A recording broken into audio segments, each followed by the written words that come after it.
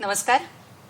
कोविड-19 कोरोनाचा प्रादुर्भाव रोखण्यासाठी आता लॉकडाऊनचा कालावधी हा वाढवण्यात आला. कालावधी वाढवला, काय झालं? घरात संपूर्ण कुटुंब पुन्हा एकदा एकत्र. आणि मग अशामध्ये घरातल्या स्त्रीला आराम मिळतोय का? अजिबात नाही. ती सतत उभी असते, सतत काम करत असते. गृहिणी असली तरीही आणि काम करणारी असली तरीही. आता ऑफिसमध्ये ज्या जाणाऱ्या स्त्रिया आहेत त्यांचं काय झालं? ज्यांना ऑनलाईन काम देण्याची या काळात सोय करण्यात आली आहे, त्यांना घरातलं काम आणि ऑनलाईन काम अशी दुहेरी भूमिका त्या पहिलेही करत होत्या, आत्ताही करतात. आणि अत्यावश्यक सेवेमध्ये ज्या स्त्रिया घराबाहेर जात आहेत, बाहेरच्या परिस्थितीचा एकूणच ताण त्यांच्या मनावर कुठेतरी येतोय. आणि घरातली कामं, ऑफिसमधली कामं, एकूणच काय आहे, स्त्रीची तारांबळ, तिची कसरत ही थांबलेली नाहीये. आणि अशा परिस्थितीत तिच्या आरोग्याचं काय? तिच्या आरोग्याची काळजी घेणं, तिनं स्वतः घेणं आणि कुटुंबानंही घेणं या काळात फार फार गरजेचं आहे. आणि आज आपण त्याच विषयाकडे वळणार आहोत. आज अत्यंत महत्त्वाचा विषय, स्त्रियांसाठीचा विषय, कोरोना काळातील स्त्रियांचे आजार आणि उपचार हा आहे आपला आजचा विषय. आणि आज अत्यंत तज्ज्ञ अनुभवी असे डॉक्टर आपल्यासोबत आहेत. डॉक्टर अंजली तळवलकर या स्त्रीरोग तज्ज्ञ आहेत. तसंच कोल्पोविजन इंडिया नावाची स्त्रियांना कॅन्सर होऊ नये म्हणून कार्यरत असणारी संस्था त्यांनी स्वतः सुरू केली आणि गेली 25 वर्ष त्या अत्यंत प्रभावीपणे या संस्थेसाठी काम करतात. अनेक स्त्रियांचा त्या आधार आहेत. अनेक जणींना त्यांनी बरं केलेलं आहे आजवर आणि खूप छान पद्धतीने त्या काम करतात. तर आज अनुभवी असे डॉक्टर आपल्याला लाभलेत आणि आजचा हा आपला लाईव्ह फोन इन स्वरूपाचा कार्यक्रम आहे. तर आपल्या मनात काही प्रश्न असतील, शंका असतील तर आम्हाला आवर्जून फोन करा आणि आपले प्रश्न विचारा. फोन नंबर्स त्यासाठी लिहून घ्या, 2490-0232 आणि मुंबई बाहेरील प्रेक्षकांसाठी 022 हा STD कोड आहे. विषयाला अनुसरून आपले प्रश्न आपण अवश्य विचारा. चर्चेला सुरुवात करूया. डॉक्टर, स्त्रियांमधले जर आपल्याला सामान्य आजार सांगायचे झाले तर साधारणतः कोणते आजार हे दिसण्यात येतात? स्त्रियांचे सामान्य आजार म्हणशील तर गर्भाशयाचे आजार एकदम क्वाईट कॉमन असतात. काही ना काहीतरी गर्भाशय रिलेटेड गोष्टी या स्त्रियांना होतच असतात. तर गर्भाशयाचे आजार, अंडकोशाचे आजार, त्याच्यानंतर कधी कधी पोटात सतत दुखणं किंवा असं काही ना काहीतरी असतं. मग त्याच्यासाठी बऱ्याचदा शॉर्टकट्स काढले जातात की जाऊ दे, हे असं होतंच, पाळीतली अनियमितता ही होणारच आहे, पाळीच्या वेळेस पोटात दुखणं हे होणारच आहे, असं सगळं समजलं जातं. पण मेन जे काही अगदी गर्भाशयाच्या निगडीत आजार असतात ना, तर त्याची ट्रीटमेंट ह्या वेळेत मात्र करायलाच हवी आणि केली गेली पाहिजे. म्हणजे लॉकडाऊन आहे म्हणून आपण आपल्या स्वतःच्या आरोग्याकडे या काळात दुर्लक्ष करून चालणार नाहीये. तर जे काही त्याचे उपचार आहेत ते आपण केले पाहिजे हे डॉक्टरांचं सांगणं आहे. डॉक्टर, या संदर्भात जर लक्षणं सांगायची झाली तर काय सांगाल? गर्भाशयाच्या संदर्भातली लक्षणं म्हणजे पांढरं पाणी जाणं, पाळीचा अनियमितपणा, किंवा कधी कधी असं होतं की 2 पाळ्यांच्या मध्ये सुद्धा थोडं थोडं स्पॉटिंग, ब्लिडिंग असं होतं. किंवा कधी कधी पाळीच्या वेळेस जास्त रक्तस्राव होतो, क्लॉट्स पडतात आणि अशाने मग फार वीकनेस येतो. रोज करण्याची कामं सुद्धा कधी कधी त्या स्त्रीला करता येत नाहीत. आणि मग ह्या सगळ्या गोष्टीतनं ॲनिमियाची सुरुवात होते आणि म्हणून कदाचित त्या आमच्याकडे येतात की त्रास होतोय आणि मग आता तुम्ही बघा. आणि काही आजार मात्र लक्षणं नसताना सुद्धा होतात. म्हणजे अशी काही लक्षणं नसली तरीही साधारण 40-50च्या स्त्रियांना थोडंसं अलर्ट राहायला पाहिजे आणि त्यांनी काही तपासण्या लक्षणं नसताना सुद्धा इव्हन ह्या लॉकडाऊनच्या पिरियड्समध्ये केल्या पाहिजे. आता आपण एक व्हाईट डिस्चार्ज, बऱ्याच स्त्रियांना तो एक प्रॉब्लेम आहे. तर का होतो हा, काय लक्षणं आहे आणि त्यावर उपचार काय डॉक्टर? आता व्हाईट डिस्चार्ज जो आहे की नाही, तो वेगवेगळ्या प्रकारचा असतो. की एखाद्या म्हणजे साधारण ॲडोलसंट गर्ल किंवा टीनेज गर्लला हा व्हाईट डिस्चार्ज होणारच आहे.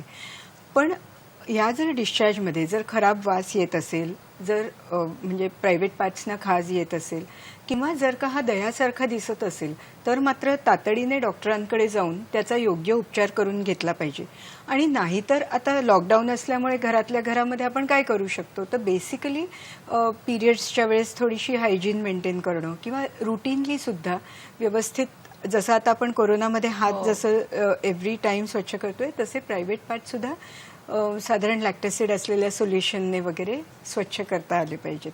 आणि पाळीच्या वेळेस मात्र एक्स्ट्रा थोडीशी काळजी घेऊन म्हणजे वेळोवेळी पॅड्स बदलणं, जर कोणी टॅम्पून वापरत असेल तर टॅम्पून बदलणं, वजायनल कप्स वापरत असेल तर ते सुद्धा 6 ते 8 तासांनी म्हणजे बदलणं, स्वच्छ करणं आणि रिइन्सर्ट करणं, हे सगळं नीट मेंटेन व्हायला पाहिजे. नक्कीच इतर वेळेस आणि या अशा दरम्यान सुद्धा स्वच्छता ही फार महत्वाची नाही का डॉक्टर? आणि घरातल्या स्त्रीनंच खरं तर स्वच्छतेचा गुण हा सगळ्यांना शिकवायला पाहिजे आणि स्वतःही स्वच्छता ही केली पाहिजे. आता या सगळ्या याच्यामध्ये मासिक पाळीच्या दरम्यान स्त्रीला जो काही त्रास होतो तो अतिस्वरूपात झाला तर मात्र तिने या काळात नेमकं करायचं काय? आता मासिक पाळी येण्याच्या अगोदर प्रत्येक स्त्रीला कधी कधी ना असं जोरात पोटात दुखून येतं, कंबर दुखते, म्हणजे पायाच्या पोटऱ्यांमध्ये असे क्रॅम्प्स वगैरे येतात. तर असं जर समजा तिला नेहमीच होत असेल तर ठीक आहे, पण जर का समजा हे सगळे सिम्पटम्स अचानक सुरू झालेले असतील किंवा एखाद्या याच पर्टिक्युलर पिरियड्समध्ये सुरू झाले असतील तर मात्र मग तिने डॉक्टरांना दाखवलेलं बरं. कारण कधी कधी ह्याच्याच मध्ये एखादा फायब्रॉइड निघू शकतो, ओव्हेरियन सिस्ट निघू शकतो, कधी कधी त्याच्यामध्ये असं टॉर्शन किंवा ट्विस्ट येऊ शकतो आणि सडनली इमर्जन्सी सुद्धा त्याच्यात निर्माण होऊ शकते. अच्छा डॉक्टर, आता तुम्ही असं म्हणता आहात की इमर्जन्सी निर्माण असं असताना एखादी अनुभव तुम्हाला असा काही आला आहे का की या पिरियडमध्ये खूप छोटीशी तक्रार होती पण त्याचं निदान मात्र जेव्हा केलं तेव्हा ते फार भयानक असं निघालं? हो ना उन्नती, असंच झालंय ग बऱ्याचदा. म्हणजे आता लॉकडाऊन म्हणजे आता बऱ्याचदा फोन्स घेतले जातात. ओके, तर पेशंटचा फोन आल्यावर पहिलं असं असतं की लॉकडाऊन आहे मॅडम, कसं येणार? बरं कसं येणार म्हणजे का, तुला त्रास काय ते सांग ना. नाही पण तुम्ही औषधं फोनवरच द्या, मग असं म्हटलं जातं. मग असंच मी तुला एक अनुभव सांगते. एक माझी ना मैत्रीण, समवयस्क मैत्रीण, आणि ती मला म्हणाली की जरा पोट जड वाटतंय अंजली, काहीतरी औषध दे मला असं. आता मी विचार केला की तिचं एज, शी इज निअरिंग 50, 40-50च्या स्त्रियांना जर का समजा पोटात जडपणा वाटत असेल तर ठीक आहे ना, थोडंसं जुजबी औषध देऊ शकतो, पण कुठेतरी मनात शंकेची पाल चुकचुकते. आणि मग मी तिला म्हटलं की नाही तू ये, मला जरा एकदा बघून घेऊ दे तुला. आणि ज्यावेळेस तपासणी केली तेव्हा नुसत्या बेसिक तपासणीमध्ये तिला एक मोठा ओव्हेरियन सिस्ट होता. आणि मग अशा प्रकारचा जो ओव्हेरियन सिस्ट होता त्याच्यावर आम्हाला लगेचच शस्त्रक्रिया करावी लागली. आणि आता ऑलमोस्ट ती डिस्चार्जच्या तोंडावर आहे. म्हणजे लॉकडाऊन मध्ये कितीही नाही म्हटलं तरी जर का समजा फोनवरनं औषध आणि उपाययोजना करण्याचा आम्ही डॉक्टरांनी जर का प्रयत्न केला तर त्याने पेशंटचं मोठं नुकसान सुद्धा होऊ शकतं. छोटीशी की तक्रार असे ना, तुम्ही डॉक्टरांचा सल्ला घेणं, डॉक्टरांकडे जाणं या काळात गरजेचं आहे. हेमाताई यांचा पंढरपूरवरून फोन येतोय. बोला हेमाताई, प्रश्न विचारा. नमस्कार. मी 54 वर्षाची आहे. माझे 2 प्रश्न आहेत. निरामय आरोग्यासाठी सामान्य कोणत्या गोष्टी कराव्यात व महिलांनी कोणते आसने करावीत यासाठी? बर, निरामय आरोग्यासाठी काय करावं असं त्यांनी विचारलंय. आणि दुसरा प्रश्न, आसनं कोणती करायची? आपण पहिल्या प्रश्नाचं उत्तर देऊया. आता आरोग्य म्हणजे हीच मोठी धनसंपदा. आपल्याला लहानपणापासून हेच शिकवत आलोय आणि आपणही आपल्या मुलांना किंवा आपल्या पुढल्या पिढीला हेच सांगत आलोय. मग हे करताना आपल्याला असं का बरं विचारावं वाटावं की आपण हे काय करावं? कारण तुम्ही जे काही आयुष्य आतापर्यंत जगत आलायत ना, हे आरोग्यमयच आयुष्य आहे. म्हणजे अशा वाईट सवयी किंवा या सवयी आपण आपल्या म्हणजे रेग्युलर रुटीनमध्ये अंतर्भूत नाही करत. फक्त कुठे म्हणजे ॲज अ डॉक्टर मी आता गेले 25 वर्ष प्रॅक्टिस करते, तर माझ्या ना हे लक्षात येतं ना की स्त्रियांचं थोडंसं कुठे चुकतं माहिती आहे का, की सगळ्यांच्या आरोग्याची विशेष काळजी आणि स्वतःच्या आरोग्याकडे मात्र थोडंसं दुर्लक्ष. म्हणजे बरोबर सगळेजण वेळेवर जेवतायत की नाही, प्रत्येकाचा डबा आपण वेळेवर भरतोय की नाही, हे सगळं बघितलं जातं. मग स्वतःच्या जेवणामध्ये सर्व घटक येत आहेत की नाही, म्हणजे कार्बोहायड्रेट्स किंवा प्रथिनं म्हण, त्याच्यामध्ये प्रॉपर शुगर आहे की नाही, आणि हे सगळे येत आहेत की नाही, आपण जसं आपल्या कुटुंबासाठी बघतो तसं आपण स्वतःसाठी बघावं. आणि माझ्या मते ना आरोग्य हे 2 गोष्टींवर सगळ्यात मोठं अवलंबून असतं. एक म्हणजे पॉझिटिव्ह गोष्टी करणं, आणि निगेटिव्ह गोष्टी जर का आपल्या आयुष्यात होत असतील तर त्या वेळेत त्याचं निदान होऊन त्याचं निराकरण करणं, आणि त्यातूनच मग निरामय आयुष्याची हीच आरोग्याची गुरुकिल्ली ठरू शकते. त्यांचा दुसरा प्रश्न होता की आसनं कोणती करायची? वयानुसार, आपल्या शरीरानुसार आपल्याला जे सूट होईल आणि ज्याने आपली लिगमेंट्स किंवा आपले स्नायू जास्त पुल होणार नाहीत अशी कुठलीही आसनं करावी. जर समजा मला विचाराल ना, तर सगळ्यात चांगला व्यायाम हा चालणं. आपण आता सध्या लॉकडाऊनमध्ये आहोत. आपण कदाचित चालू शकणार नाही, आपण कदमताल करू शकू, आपण जागच्या जागी जॉगिंग करू शकतो. एक मॅट, योगा मॅट म्हणेन मी, दॅट इज इनफ. आणि त्याच्यामध्ये आपल्याला जी आसनं जमतात आणि आपल्या शरीरानुसार आणि वयानुसार सूट होतात तीच आपण करावी. त्याच्या पलीकडे फार करायला जाऊ नये. काय होतं, एका विशिष्ट वयानंतर थोडेसे आपले हार्मोनल इनबॅलन्स होतात किंवा ह्या काळात सगळ्यांनाच वाटते, मग का स्त्रीलाही मनात कुठेतरी भीती वाटत असते की मला कोरोना तर झालेला नाहीये ना, म्हणजे घसा खवखवतोय की ताप येतोय का काय, अशी एक नकळतपणे भीती वाटते. तर या मानसिक भीतीचं काय करायचं, या मानसिक आजाराचं काय करायचं? मी ना एक गंमत सांगू का? मराठीतली सगळ्यात ना कॉमन म्हण आहे की भीत्यापाठी ब्रह्मराक्षस. आता हा ब्रह्मराक्षस कोरोनाच्या रूपामध्ये सगळ्यांनाच भेडसावतोय. मग त्यातल्या त्यात मला असं म्हणायचं असेल ना की स्त्रिया ह्या अजिबात घाबरट नसतात. त्या फक्त दाखवतात, कांगावा करतात की आपण घाबरलोय, आपण घाबरट आहोत. ॲक्च्युली ना स्त्रीमध्ये जेवढी शक्ती आहे ना तेवढी कुणातच नाही आहे. म्हणजे जर का ती एखाद्या बाळाला जन्म देऊ शकते, एखाद्या बाळाचं पूर्ण संगोपन करू शकते आणि आयुष्याच्या म्हातारपणात सुद्धा ती कित्येक मोठी मोठी कार्य आणि सगळ्या उलाढाली करू शकते, तर मला असं अजिबात वाटत नाही की कुठलीही भीती त्यांना असावी.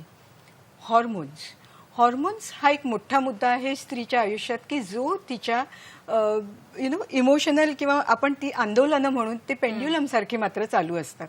आणि साधारण मासिक पाळी येण्याच्या अगोदर म्हणजे प्री मेन्स्ट्रुअल फेजमध्ये ही जी काही आंदोलनं असतात ना ती जास्त तीव्र होऊ शकतात आणि त्याच्यामुळे बऱ्याचदा अग्रेसिव्हनेस किंवा एखाद्या छोट्या छोट्या गोष्टीची खूप जास्त भीती वाटणं वगैरे असं वाटू शकतं. आता हे बघ, कोरोनाची लॉकडाऊनमध्ये भीती सगळ्यांना आहे. म्हणजे आता आपल्या मुलाचं काय होईल, आपल्या नवऱ्याचं काय होईल, त्याला ऑफिसमध्ये बोलावलंय, कुठे कुठे कुठे सगळीकडे कोरोना दडलेलाच असेल आणि तो त्याला पकडेलच असं वगैरे तिला वाटणं हे स्वाभाविक आहे. पण त्याची काही ट्रीटमेंट नाही आहे. म्हणजे अशी कुठली हॉर्मोन्स आपण हे करण्याची ट्रीटमेंट यामध्ये नाही करू शकत. आपल्याला थोडं डायव्हर्जन प्रॅक्टिस करायला पाहिजे. म्हणजे थोडंसं आपलं लक्ष दुसऱ्या गोष्टींमध्ये वळवणं. आणि मला असं वाटतं की दूरदर्शन आणि सगळे मीडिया चॅनल्स हे करण्यासाठी अगदी कंबर कसून तयारच आहेत. हो, नक्कीच आपला एक सकारात्मक प्रयत्न सुरूच आहे की या काळात कसं काय छान राहता येईल. कोरोना काळातील स्त्रियांचे सामान्य आजार आणि त्यावरील उपचार या विषयावर आपण बोलतो आहोत. डॉक्टर अंजली तळवलकर आज आपल्या सोबत आहे. एक अत्यंत महत्त्वाचा प्रश्न आहे डॉक्टर, जे न्यूली मॅरिड कपल आहे तर त्यांना या काळामध्ये जर त्या स्त्रीला गर्भधारणा झाली तर अनेकांच्या मनात हा प्रश्न आहे की आपण ते ठेवावं की नाही ठेवू, किंवा या अशा काळामध्ये गर्भपात सुद्धा केले जात आहेत. तर काय सांगाल तुम्ही या सगळ्या परिस्थितीला? आता ना लॉकडाऊनमुळे सगळेजण घरीच आहेत ऑब्व्हियसली. त्याच्यामुळे थोडीशी प्रत्येक फॅमिलीमध्ये आणि एस्पेशली न्यूली मॅरिड कपल्समध्ये प्रेग्नन्सीचं प्रमाण वाढणारच आहे, वाढलेलंच आहे. आणि मला असं वाटतं त्याचे नंबर्स सुद्धा फ्लॅश होत आहेत हळूहळू. पण ना सगळ्यांना ही भीती मात्र आहे की म्हणजे ह्या कोरोनाच्या काळात होणारी गर्भधारणा आपली सुखरूप होईल की नाही, किंवा पुढे आपली डिलिव्हरी नीट होईल की नाही. नॉर्मल डिलिव्हरी ही पुढचीच गोष्ट, पण तोपर्यंतचा जो 9 महिन्याचा काळ आहे तो आपण व्यवस्थितपणे काढू शकू की नाही. तर ह्या सगळ्या शंकांनी त्यांना भेडसवलेलं आहेच. आणि जनरली ना मला असं वाटतं ना की लग्न झालं पण लग्नाच्या अगोदर फार प्री मरायटल काउन्सिलिंग होत नाही, किंवा लग्नाच्या अगोदर आपण फार डिस्कस करत नाही की आपल्याला कधी मूल हवंय, आपल्याला 1 वर्षाचा गॅप घ्यायचा आहे, 2 वर्षाचा गॅप घ्यायचा आहे, करिअर सेटल करायचे. तर आजकालच्या मुलांमध्ये तसं प्रमाण चांगलं आहे प्लॅनिंगचं. पण आता अचानक जर गर्भधारणा झाली तर शेवटी हे नैसर्गिक आहे आणि त्याचा गर्भपात वगैरे करण्याची काहीच गरज नाही. कारण जनरली ना पहिलं मूल राहिलेलं असतं ना त्याचा गर्भपात करू नये, पुढे कॉम्प्लिकेशन्स होण्याचे चान्सेस असतात. कोरोनाच्या काळात राहिलेला गर्भ म्हणजे तो काही स्पेशल आहे का? अशातला काही भाग नाही. जसा नेहमी गर्भ राहतो त्याच पद्धतीने कोरोनाच्या काळात सुद्धा हा गर्भ राहिलेला आहे. त्यामुळे त्याच्यामध्ये काही तसा त्रास होत नाही किंवा जे काही नॉर्मल त्रास होणार तेच आपण होत आहेत. या विषयावर आणखीन बोलूया. प्रगती मेश्राम यांचा नागपूरवरून फोन येतोय. हॅलो हॅलो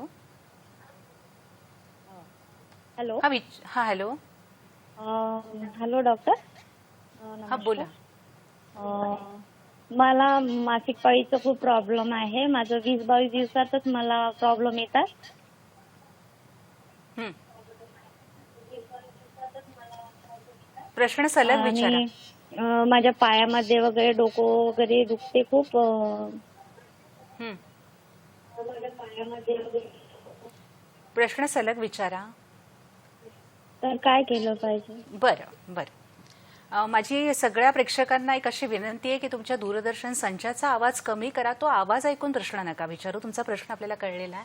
काय उत्तर द्याल? हां, तर आता मासिक पाळी जर का समजा वेळेच्या अगोदर म्हणजे सर्वसाधारणपणे मासिक पाळीचा जो काही पिरियड आहे ना दॅट इज अराउंड 28 दिवस ते 30 दिवस. आता कधी कधी लोकांना एरवी सुद्धा 22 दिवसांनी पाळी येते विच इज ओके, म्हणजे ते ठीक आहे. पण जर का समजा पाळी त्याच्याहूनही आधी येत असेल, त्याच्यामध्ये रक्तस्राव जास्त होत असेल आणि 2 पाळ्यांमध्ये जर का थोडं थोडं थोडं ब्लिडिंग जातच असेल, 5 दिवसापेक्षा जास्त दिवस हा फ्लो जर का राहत असेल, तर मात्र प्रत्येकीने थोडंसं काळजीचं कारण आहे. जर तुमचं वय साधारण 40 आणि 50 ह्या दरम्यान असेल तर मात्र कदाचित सोनोग्राफी लागू शकेल आणि पुढचं व्यवस्थित निदान करूनच मग डॉक्टरांकडनं औषधं घ्यावी लागतील. बरं. आता आपला जो पहिला प्रश्न होता, न्यूली मॅरिड जे कपल आहे अशा जर एखादीला गर्भधारणा झालेली असली तर तिने या काळामध्ये काय नेमकी काळजी घ्यावी? जसं मी म्हटलं की राहणारा गर्भ हा एरवी सुद्धा राहणाऱ्या गर्भासारखा आहे. त्यामुळे नॉर्मल काळजी घ्यावी. पहिल्या 3 महिन्यांमध्ये प्रत्येक स्त्रीला खूप नॉशिया, वॉमिटिंग किंवा असं थोडंसं सतत मळमळ, कुठलंही खाणं नको वाटतं किंवा जेवताना खाताना असं सतत उलटी आल्यासारखे उमासे येतात. आता ना ही सिम्पटम्स ना कदाचित नॉर्मल लोकांना पण ह्या कोरोना भीतीमुळे होत आहेत. ओके, त्याच्यात परत प्रेग्नन्सी म्हटल्यावर एकावर एक असे डबल सगळे सिम्पटम्स लोकांना होत आहेत. तर अशा वेळेस म्हणजे डॉक्टरांचा सल्ला घेऊन ते जे काही ट्रीटमेंट देत आहेत ती त्यावेळेस घेऊन टाकायची. कारण हेल्थ केअर सगळीकडे चालू आहे. प्रत्येक डॉक्टरला ट्रीटमेंट करायला परमिशन आहे आणि सिमिलरली प्रत्येक मेडिकल स्टोअरसुद्धा चालू आहे. म्हणजे औषधांचं नक्कीच सप्लाय सगळीकडे व्यवस्थित चालू आहे. तेव्हा औषधं घ्यायला मागे पुढे बघू नका आणि औषधं घ्या. साधारणपणे 2nd आणि 3rd ट्रायमेस्टर सगळ्यात महत्त्वाचं, कारण शेवटचा जो टप्पा असतो ना प्रेग्नन्सीचा त्याच्यामध्ये ना आपली डिलिव्हरी कशी होईल ह्याची धाकधूक निर्माण होते आणि ह्या धाकधुकीत मात्र थोडंसं जास्त तथ्य आहे. त्यावेळेस ना आम्ही जवळजवळ 9व्या महिन्यात पेशंटला दर आठवड्याला बोलावतो आणि मग लॉकडाऊनमध्ये आठवड्याला कसं यायचं हा मात्र त्यांना सगळ्यात मोठा प्रश्न पडतो. आठवड्याला बोलवण्याचं मेन कारण हे असतं की कधी कधी ना बाळामध्ये होणारे बदल किंवा त्या स्त्रीच्या शरीरात होणारे बदल त्यांना स्वतःला कळणार नाहीत किंवा तसे टिपून घेता येणार नाहीत. मग त्यासाठी डॉक्टरांकडे येणं आवश्यक आहे आणि म्हणून तुम्ही त्या काळामध्ये डॉक्टरांच्या व्हिजिट्स अजिबात बुडवू नका या लॉकडाऊनच्या कारणासाठी. आपण स्वतःही कोविड-19 झालेल्या एका स्त्रीची शस्त्रक्रिया करून प्रसूती केलेली आहे डॉक्टर. तर म्हणजे एकूणच थोडी भीतीचं साहजिक आहे वाटणं या सगळ्याच याच्यात. पण अशी प्रसूती करत असताना आपल्याला काय या प्रसंगी सांगावंसं वाटतं प्रेक्षकांना? जर झालाच समजा एखाद्या गरोदर स्त्रीला कोरोना तर नेमकं काय? आता कोरोना टेस्टिंग व्यवस्थित होऊ लागलेत सगळीकडे. कोरोना बाधितांची संख्या पण वाढतीये. स्त्रियांचं नाव साधारण 7व्या महिन्यात घातलं जातं. 7व्या महिन्यात नाव घातल्यानंतर ती स्त्री एका डॉक्टरची काइंड ऑफ एक फॅमिली मेंबर होऊन जाते. तिला कुठे ना कुठेतरी पूर्ण ट्रीटमेंट करण्याचा म्हणजे कस आम्ही पण बांधलेला असतोच. आता अचानकपणे ह्या पेशंटच्या एरियामध्ये किंवा कुठल्याही प्रकारे जर का समजा तिला कोविड झालं तर सगळ्यात मोठी भीती की आपल्या बाळाला होईल की नाही किंवा आता आपल्या बाळाला काही मोठा त्रास होईल. बरोबर, सोशल भीती आहेच की शेजारी काय म्हणतील, ह्याला कळलं तर त्याला कळलं तर. सगळ्यांना कळतंच की कोणाला कोविड झालंय, कोण पॉझिटिव्ह आहे, कारण त्यांना कुठेतरी ना थोडंसं अलग करणं आवश्यक असतं आणि ते स्प्रेड होऊ नये म्हणून. पण ज्या डिलिव्हरीज अशा लोकांच्या होतात की नाही, त्यांच्या बाळाला ना सहसा कोरोनाची लागण होत नाही. त्यांना अजिबात कोविडच्या टेस्ट ज्या केल्या जातात त्या पॉझिटिव्ह वगैरे येत नाहीत. कारण गर्भाला आईच्या शरीरातून असलेलं जो काही व्हायरसचं ट्रान्समिशन आहे हे अजिबात होत नसतं. ना ते बाळाच्या पाण्यामध्ये जातं, ना बाळाच्या नाळेमध्ये जातं, ना बाळाच्या वारेमध्ये जातं, ना ते बाळामध्ये जातं. तर हा अशुरन्स प्रत्येक गरोदर स्त्रीने ठेवावा की आपल्याला जरी कोविड झाला तरी तो एसिम्प्टमॅटिक असू शकतो. कदाचित खोकलाही नसतो, त्यांना तापही येत नाही, घसा दुखत नाही. म्हणजे उलट आपल्याला हे सगळे सिम्पटम्स येतात जेव्हा ही कोविड पॉझिटिव्ह आहे आणि आपली पेशंट आहे हे कळतं तेव्हा. पण असं काही होत नसतं. पेशंट एकदम कम्फर्टेबल असते आणि ज्या पेशंटच्या संदर्भात मी तुला सांगतेय तर ती व्यवस्थित डिस्चार्ज होऊन गेली आणि तिच्या बाळाचंही कोविड निगेटिव्ह आलंय. पण हे मात्र खरंच आहे की खूप भीती असते आणि सगळं PPE किट आणि हे सगळं वापरून प्रॉपरली त्यांची डिलिव्हरी किंवा त्यांचं सिझर करावं लागतं. सगळ्या टीमला सांभाळावं लागतं, एकमेकांना असिस्ट करावं लागतं. पण या सगळ्यातून रिझल्ट खूप चांगला येतो. बरं, आता ते बाळ जी कोविड पॉझिटिव्ह आई आहे त्याचं बाळ, ती बाळाला दूध अगदी पाजूच शकते. हां, दूध पाजू शकते पण स्वतःकडे घेऊन नाही. ते नॉन टच टेक्निकने दूध पाजायला लागतं. कारण कोरोनाचे व्हायरसेस त्या बाळाच्या म्हणजे आईच्या दुधामध्ये नसतात. आता आपण फोटोत बघतो आहोत की तुम्ही कोविड पॉझिटिव्ह. तर हे जे बाळ आहे ना ते एकदम हेल्दी आणि एकदम परफेक्ट आहे. 3.5 वजन होतं बाळाचं जन्म वजन आणि एकदम म्हणजे हेल्दी चाइल्ड. बाळाला काहीच कशाची गरज लागली नाही. बाळाची रितसर टेस्ट सेकंड डे केली गेली. मात्र बाळाला अलगीकरण केलं गेलं, म्हणजे आईपासून थोडंसं लांब ठेवलं गेलं. बाळाची जी काळजी होती ती सगळ्या स्टाफ नर्सेस आणि ड्युटीवर असलेल्या सगळ्या स्टाफनी घेतली आणि आईचं दूध नॉन टच टेक्निकने काइंड ऑफ काढून किंवा पंपने काढून ते एका कंटेनरमध्ये घेऊन ते बाळाला पाजलं गेलं. बरं, आता तुम्ही म्हणालात की त्या बाळाची तुमच्या सगळ्या स्टाफने आणि तुम्ही लोकांनी काळजी घेतली, तर तुम्ही तुमची स्वतःची काळजी आणि स्टाफची काळजी कशी घेता आहात? बाळाचं टेस्ट निगेटिव्ह आलं आणि कदाचित येणार होतं. द डे बाळाची टेस्ट निगेटिव्ह आली, सगळेजण व्यवस्थित बाळाची काळजी म्हणजे विदाऊट PPE काळजी घेऊ शकले. पण पेशंटचे सगळे राऊंड्स, पेशंटच्या जवळ जाणं, पेशंटला बघणं हे फक्त PPE किट घातलेल्या लोकांनाच अलाउड होतं आणि इतर कोणीही त्या पेशंटच्या आयसोलेशन वॉर्डमध्ये हे केलं गेलं नाही, म्हणजे गेलं नाही. इनफॅक्ट पेशंटचा जो ट्रान्सपोर्ट लिफ्टमधनं केला गेला. इथे ह्या फोटोमध्ये दिसतंय की असं PPE किट घालूनच त्या पेशंटचं पूर्ण ऑपरेशन केलं गेलं. आणि इव्हन राऊंड्स पेशंटला म्हणजे शस्त्रक्रियेनंतरची पेशंटची जी काही देखभाल करण्यात आली त्याच्यामध्ये सुद्धा फक्त PPE किट शिवाय दुसरा काहीही आम्हाला कोणाला पर्यायच नव्हता. म्हणजे एकूणच घाबरून जाण्याचं कारण नाही. गर्भवती स्त्रीनं जरी डिलिव्हरीसाठी जायचं असलं तरी डॉक्टर हे सज्ज आहेत त्यांची काळजी घ्यायला आणि एकूणच टीम पण सज्ज आहे. आता जनन संस्थेच्या जागी ज्या गाठी येतात त्याविषयी काय सांगाल? जनरली ना युट्रसमध्ये ज्या गाठी येतात ना, गर्भाशयातल्या गाठी, त्यांना आपण फायब्रॉइड असं म्हणतो. आणि फायब्रॉइड तू म्हणशील ना तर जवळजवळ प्रत्येकालाच असतो फायब्रॉइड. पण जर का समजा 40, 50 आणि 60 ह्या झोनमध्ये हा जर का तो फायब्रॉइड मोठा होत असेल, more than 5 centimetres, more than 6 centimetres, असं त्याची साईज वाढतच जात असेल तर मात्र ना लवकरात लवकर त्याची ट्रीटमेंट करावी लागते. आता ना लॉकडाऊनचा पिरियड म्हणशील ना तर 1 महिन्याचा असं होऊन गेलाय. त्याच्या अगोदरपासून काही लोकांना फायब्रॉइड्स आहेत आणि त्यांना मात्र ही काळजी फार ग्रासती आहे की अरे आपले फायब्रॉइड्स मोठे होतील की काय. तर तसं ते काही एका महिन्याने काही फायब्रॉइड्स फार बदलणार नाहीयेत आणि आपल्याला काही लगेच त्याची ट्रीटमेंट करायची गरज नाहीये. पण जर का जास्त रक्तस्राव होत असेल आणि जर का पोटामध्ये अत्यंत जास्त दुखून येत असेल तर मात्र ह्या गाठींचं लवकरात लवकर निराकरण केलं गेलं. याविषयी आपण बोलूच. या प्रिया शंभरकर यांचा यवतमाळ इथून फोन आहे. हॅलो. हा, पिरियडच्या वेळेस आपण गरम वस्तू, नॉनव्हेज वगैरे खायला पाहिजे का? आणि केस वगैरे कधी धुवायचे तेव्हा?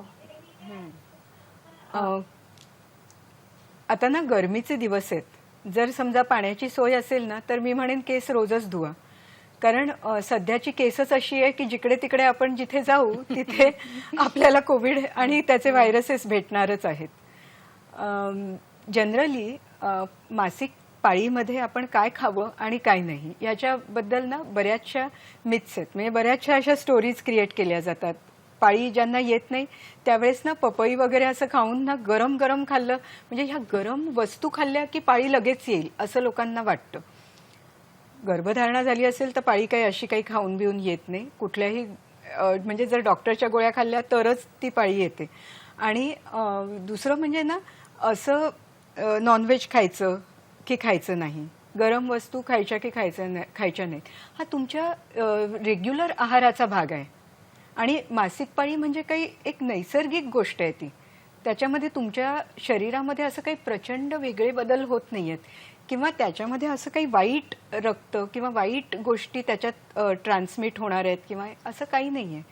पूर्वीच्या काळी ना स्त्रीला वेगळी आयसोलेशन रूम, आता आयसोलेशन हा शब्द सगळ्यांना फार परिचयाचा झालेला आहे, तर वेगळी रूम दिली जायची, तिच्या ॲक्टिव्हिटीज वेगळ्या असायच्या, तिला खाणं वेगळं दिलं जायचं, सगळं तिला हातात मिळायचं. मग ते कारण बाकीच्या 25 दिवस ती सतत जसं तू सुरुवातीलाच म्हणालीस ना तशी कायम कंबर कसून उभी असायची आणि मोठ्या फॅमिलीला कम्प्लिटली ती हँडल करायची. आणि म्हणून हे 5 दिवस तिला ते वेगळे करून दिले होते. पण आताच्या काळात मला नाही असं वाटत की कुठलीही स्त्री 5 दिवस वेगळे बसून काढू शकते. लॉकडाऊनमध्ये सुद्धा किंवा लॉकडाऊन नसताना सुद्धा आपण आपल्या सगळ्या ॲक्टिव्हिटीज करू शकतो. सर्व प्रकारचे फिजिकल गेम्ससुद्धा खेळू शकतो. म्हणजे मी लहान मुलींना शाळकरी मुलींना सुद्धा असं सांगते की तुम्ही PT आणि याच्यामध्ये खेळण्याची पूर्ण तयारी दाखवा. फक्त टेक गुड प्रोटेक्शन म्हणजे तुमच्याकडे ना proper sanitary pads, sanitary wears आणि हे पाहिजे. कुठे ना एम्बॅरेसमेंट नको व्हायला, म्हणजे कुठे असं लाजीरवाणी गोष्ट नको व्हायला की कुठेतरी ढाकबीक पडतायत दिसतायत आणि त्याच्यामुळे आपल्याला अगदी म्हणजे नकोसं वाटतं. तसं लहान मुलींची अजिबात कधी होऊ नये तेवढी मात्र काळजी घ्या. पण बाकी सर्व प्रकारच्या फिजिकल ॲक्टिव्हिटीज, सर्व प्रकारचं खाणं या दरम्यान चालू शकतं. आपण फायब्रॉइड या विषयावर होतो डॉक्टर, उपाय काय सांगाल? उपाय म्हणजे जर मोठे फायब्रॉइड्स असतील तर शस्त्रक्रियेमध्ये वयानुसार शस्त्रक्रिया ठरवली जाते. जर वय 50च्या पुढे आणि 50च्या आसपास असेल तर म्हणजे हे फायब्रॉइड्स काढण्यापेक्षा गर्भाशय काढण्याकडेच डॉक्टरांचा कल असतो. आणखीन जर का समजा वय लहान असेल आणि गर्भधारणा ह्याच्या पुढे व्हायला हवी असेल तर मात्र मायोमेक्टमी किंवा फक्त तेवढी ती फायब्रॉइडची गाठ अशी काढली जाते. बरं डॉक्टर, एक PCOD हा एक महत्त्वाचा एक आजार आहे, तर तो होण्यामागचं कारण काय आहे आणि त्याची लक्षणं काय आहेत? पॉलिसिस्टिक ओव्हेरियन डिसीज असा त्याचा फुल फॉर्म आहे. याच्यामध्ये ना ओव्हरीजमध्ये ना छोटे छोटे सिस्ट तयार होतात आणि त्याचे जे काही सिम्पटम्स आणि लक्षणं असतात ना ती पटकन दिसतात. आता ओव्हरीमध्ये सिस्ट होत आहेत हे काही पेशंटला कळणार नाही. सगळ्यात पहिल्यांदा काय होतं की पाळी थांबते. बऱ्याचदा तरुण मुलींना हा त्रास जास्त होतो. साधारण एक 15 ते 20 वर्षापर्यंत जास्त मुलींना हा त्रास होतो. तर पाळी येत नाही, मुली एकदम हॅपी की पाळी येतच नाही आहे तर बरंच आहे. पण कधी कधी ना वर्षभर वगैरे पाळी येत नाही त्यांना, तेव्हा मात्र त्यांची आई वगैरे अलर्ट होते किंवा नातेवाईक अलर्ट होतात आणि लगेच त्यांना मग घेऊन येतात. दुसरी गोष्ट म्हणजे ना वजन फार वाढू लागतं आणि वजन वाढणं आणि आपलं खाणं ह्याच्यामध्ये काही असं खरं ताळमेळ नसतो. म्हणजे कित्येकदा असे पेशंट्स येऊन सांगतात की आम्ही कमी खातो पण वजन वाढते. तिसरं म्हणजे ना त्यांच्या चेहऱ्यावर ना जास्त डार्क सर्कल्स वगैरे दिसायला लागतात. चेहरा थोडासा ना 10 वर्ष पुढचा दिसायला लागतो. चेहऱ्यावरची साधारण हेअर ग्रोथ वगैरे वाढते आणि एकंदरपणे म्हणजे आवाजही कधी कधी घोगरा होतो. मानेवर, काखेत वगैरे असे ना थोडे स्ट्रेच मार्क्स आणि काळे अशा काळ्या स्किनवर लाईन्स वगैरे पडायला लागतात. मग अशा प्रकारची सिम्पटम्स आणि एकंदर म्हणजे आपलं रूप बदलायला लागलं की मात्र मुलींचं जरा थोडंसं धाबदण आणतं आणि असं का होतंय. मग अशा वेळेस त्यांच्या लक्षात येतं की काहीतरी इम्बॅलन्स आहे. म्हणजे आपण PCODची ही लक्षणं पाहिली, त्याचे उपाय काय आपण एक सांगूच या. पण आपल्याला शेजल आलमकर यांचा नागपूरवरून फोन येतोय. हॅलो.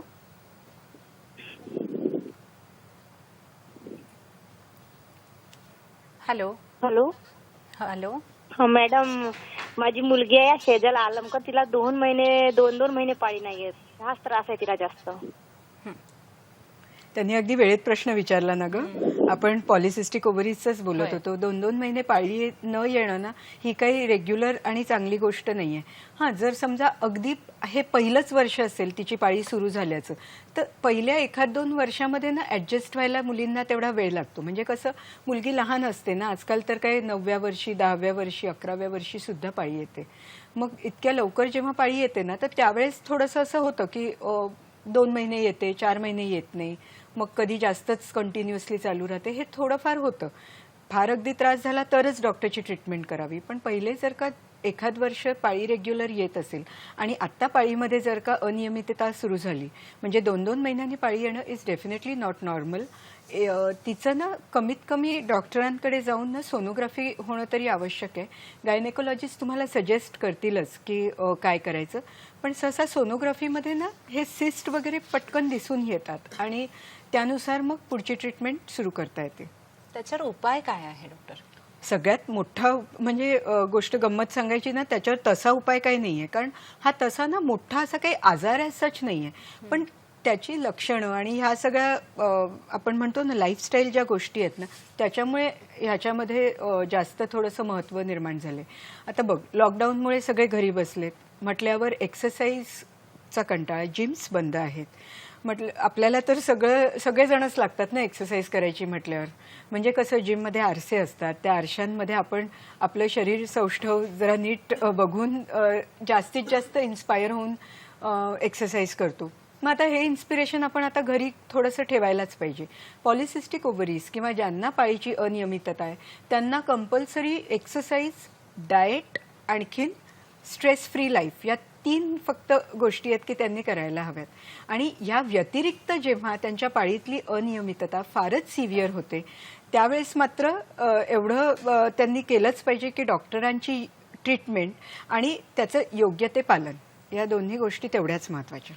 डॉक्टरांची एखादी ट्रीटमेंट जर पूर्ण राहिली असेल किंवा लॉकडाऊनचा पिरियड आहे आणि एखादी ट्रीटमेंट सुरू होती, ती राहिली असेल, तर अशा पेशंटने काय करायचं?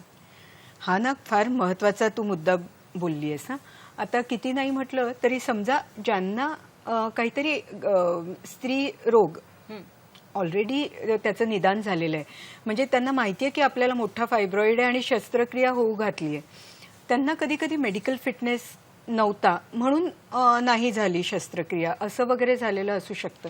तर मात्र त्यांनी जर का समजा त्यांना आता रक्तस्राव होतोय किंवा त्रास होतोय, तर डॉक्टरांशी संपर्क करून शस्त्रक्रिया पूर्ण करून घ्यावी. दुसरी गोष्ट, ज्यांना कॅन्सरसारख्या भयानक रोगांना सामोरं जावं लागले किंवा त्यांचं रोगनिदान झालेलं आहे, तर त्यांची जर का किमोथेरपीची सायकल्स असतील, रेडिएशन्स असतील, तर ते जिथे जिथे पॉसिबल आणि अवेलेबल आहे ते त्यांनी मात्र केलंच पाहिजे. कारण ह्या गोष्टी ज्या आहेत त्या आजाराला अक्षरशः टोटली डिसअपिअर करू शकतात. नाहीतर मग म्हणजे जरा थोडंसं कठीण आहे. लॉकडाऊन म्हणून हे नको. लॉकडाऊन म्हणून तुम्ही तुमची केमोथेरपी जरी सुरू असेल ती थांबवणं चुकीचं आहे, किंवा मग आपण एखाद्या शस्त्रक्रिया जरी करायची असेल तर ती शस्त्रक्रिया न थांबवता ती करून घेणं ही गरजेचं. म्हणजे घाबरायचं तसं कारण नाहीये लॉकडाऊनमध्ये. काय म्हणतात डॉक्टर? नाही, हे बघ, आता ना ज्या शस्त्रक्रियांना थोड्याशा आपण लांबणीवर टाकू शकतो, म्हणजे ते तुमचे डॉक्टरच तुम्हाला डिसिजन सांगतील, तर ज्या काही लांबणीवर टाकू शकतो त्या ठीक आहेत. पण काही अशा शस्त्रक्रिया आहेत की ज्या अत्यंत मॅन्डेटरी आहेत किंवा त्या केल्या गेल्याच पाहिजेत, त्या मात्र करण्यासाठी शासनाने सुद्धा सर्व डॉक्टरांना सांगितलेलं आहे की तुम्ही म्हणजे लगेचच पेशंटची ट्रीटमेंट व्यवस्थित करा. प्रमिला आढाव यांचा आपल्याला पुण्यावरून फोन येतोय. हॅलो. हॅलो. हो, नमस्कार. नमस्कार. माझं नाव प्रमिला आढाव, पुण्याहून बोलते मी. हो, बोला. तर माझी पाळी जवळजवळ आहे ना 42 वर्षी गेलेली. तर तेव्हापासून जे मला हाडांचा त्रास आहे ना तो थांबतच नाही. बर. खूप उपाय केले आणि मला आहे ना सर्वांचे असे डॉक्टर, नर्स, पोलीस, आपले जवान ह्यांचे ना सर्वांचं खूप खूप म्हणजे मनापासून अभिनंदन करायचं आहे. धन्यवाद प्रमिलाताई. खरंच आपण डॉक्टर, नर्स, पोलीस आणि यांचे पण सगळेजण खूप मनापासून त्यांच्यासोबत आभार मानूच आहे. अत्यंत कठीण परिस्थितीत ते योद्धासारखे लढतायत. बरं, आता त्यांची 42व्या वर्षी पाळी गेली म्हणतात आणि हाडांचे त्रास सुरू झाले. मुळात कॅल्शियम हा एक प्रश्न होताच माझा. काय सांगाल डॉक्टर? जनरली ना 42व्या वर्षात तशी पाळी जात नाही, पण आपण आजकाल जसं झालंय ना की पिरियड्स मुलींचे लवकर येत आहेत, तसंही स्त्रियांची पाळी सुद्धा लवकर जाऊ लागली आहे आणि त्याला ना प्रिमेच्युअर ओव्हेरियन फेल्युअर आपण म्हणतो किंवा प्रिमेच्युअर मेनोपॉज.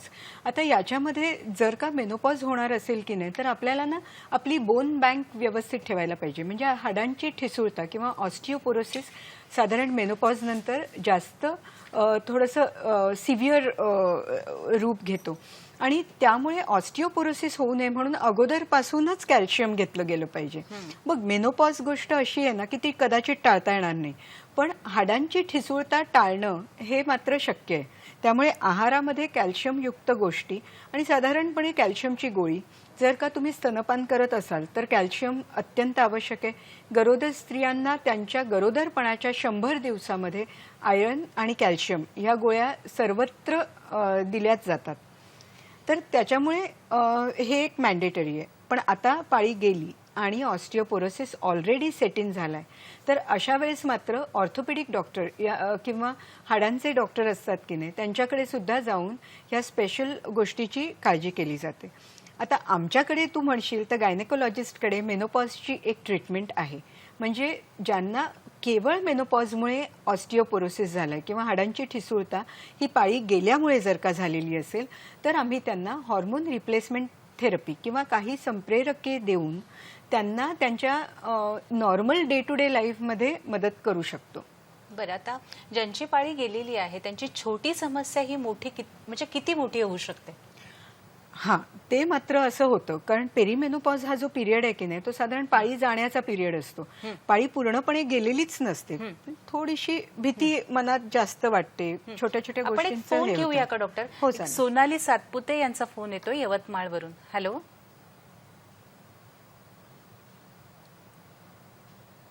Hello hello. हा, विचारा प्रश्न. हॅलो. हॅलो. हा, नमस्कार मॅडम. मला विचारायचं आहे की मला 16व्या वर्षापासून पिरियडचा त्रास होतोय. आज माझं वय 42 आहे. तर त्रास अजूनही तसाच आहे. म्हणजे दर महिन्याला हेवी ब्लिडिंग, हेवी क्लॉट्स होतात. तर त्यावर काय उपाय आहे नेमका? गेले कित्येक वर्ष त्या त्रास काढतात. हो ना. म्हणजे तुम्हाला, मला वाटतं की ह्या त्रासाची सवयच झाली असणार की एवढं ब्लिडिंग जर नाही झालं तर तुम्हाला ऑड वाटेल की अरे यावेळेस इतकं ब्लिडिंग कसं नाही झालं.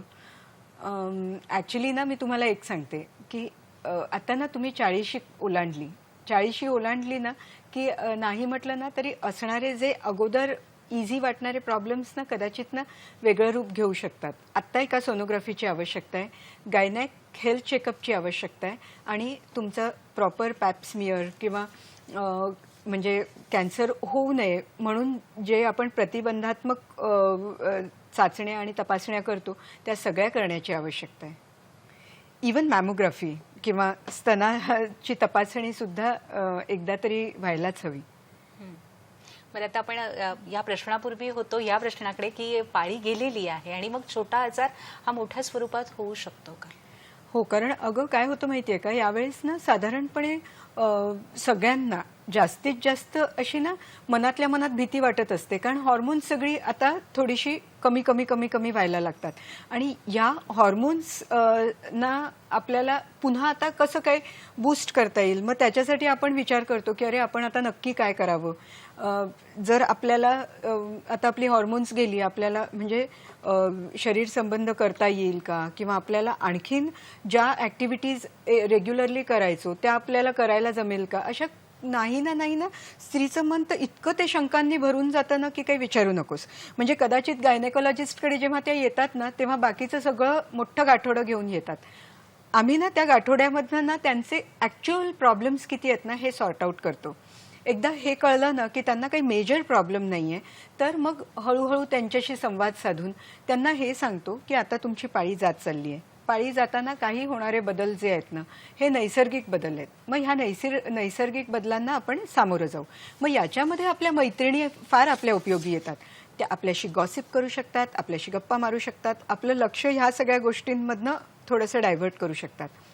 बऱ्याचदा ना ह्या स्त्रियांच्या कुटुंबियांसोबत बोललं ना की फार सोपं पडतं. कारण कुटुंबियांना 40 वर्ष त्या स्त्रीची सवय असते ना की ती एकदम बिनधास्त व्यवस्थित सगळं मॅनेज करते, आणि मग आत्ताच काय तिला झालं, आत्ताच काय तिला झालं, आणि त्याच्यामुळे ती आणखीन इन्फिरियॉरिटी कॉम्प्लेक्समध्ये शिरू लागते. आणि त्याच्यातनं थोडंसं सगळ्यांनीच मिळून तिला बाहेर काढावं लागतं. नक्कीच. आपला खूप प्रदीर्घ असा अनुभव आहे, गेली 25 वर्ष आपण कार्यरत आहात यामध्ये. तर जाता जाता आपल्या सगळ्या प्रेक्षक वर्गांना या संपूर्ण या काळामध्ये कोविड-19चा एक संपूर्ण भीतीदायक वातावरण झालंय, यामध्ये आपण काय दिलासादायक सल्ला देणार आहात? बघ, कोविडची भीती सगळ्यांना आहे, पण एवढं मात्र खरं की सगळ्यांना कोविड शिस्त लागलेली आहे. वेगळी शिस्त काहीही मी सांगू इच्छित नाही. मी फक्त एवढं सांगू शकते की स्त्रिया हा आपल्या समाजाचा सगळ्यात मूलभूत आणि मुख्य घटक आहे. त्यांचं महत्त्व ह्या कोविडमुळे ना फारच महत्त्व त्यांना आलेलं आहे. कारण आता सगळेजण भांडी घासतायत, सगळेजण लादी पुसतायत, सगळ्यांना सगळी कामं करावी लागतायत. तर ह्या स्त्रिया ज्या आहेत की नाही, त्यांनी ही कामं करावी असं नाही, पण त्यांनी आता स्वतःच्या आरोग्याकडे थोडं लक्ष द्यावं. मला ना उन्नतीने जेव्हा फोन केला होता तेव्हा तिने असं म्हटलं होतं की आता मला माझ्यासाठी थोडा वेळ मिळतोय. हा जो माझ्यासाठी जो वेळ आहे ना, तो तुम्ही माझ्यासाठी पण द्या. आणि आपल्या गायनेकॉलॉजिस्टला आपली मैत्रीण समजून तिच्याकडे नक्की जा. तुमचे हेल्थ चेकअप्स व्यवस्थित वेळेत करून घ्या. असणाऱ्या छोट्या छोट्या प्रॉब्लेम्सकडे लॉकडाऊनच्या सबबी खातर दुर्लक्ष करू नका. अत्यंत महत्त्वाचं डॉक्टर, आज आपण इथे आलात आणि इतकी छान पद्धतीने माहिती आपण प्रेक्षकांना दिली. मी आपले मनपूर्वक आभार मानते. धन्यवाद. आणि प्रेक्षक हो, तुम्ही आपल्या स्वतःच्या छोट्याशा आजाराकडे पण दुर्लक्ष या काळात करू नका. लॉकडाऊन आहे म्हणून घरात बसू नका. जसं डॉक्टरांनी सांगितलं की डॉक्टरांचा सल्ला घ्या, तिथे जा, छान आपलं आरोग्य सुदृढ छान ठेवा, स्वतःची काळजी घ्या, कुटुंबाची काळजी घ्या, आनंदी राहा. आज निरोप घेतोय. नमस्कार.